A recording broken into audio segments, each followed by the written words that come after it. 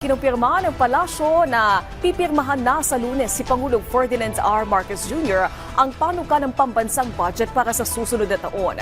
Ayon kay Presidential Communications Acting Secretary Cesar Chavez, gagawin ang ceremonial signing ng General Appropriations Bill sa Lunes matapos ang inaasahang pagdalo ng punong ehekutibo sa ilang aktibidad na may kaugnayan sa Rizal Day.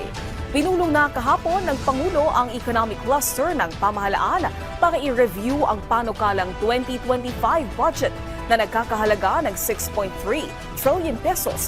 Isa lamang ito sa mga serye ng pulong na pinangunahan ng Chief Executive para suriin ang naturang budget. Nauna nang sinabi ng Pangulo na kailangan niya ng mas mahabang panahon para suriin ang ipinapanukalang pambansang pondo dahil sa maraming pagbabago na ginawa ng Kongreso.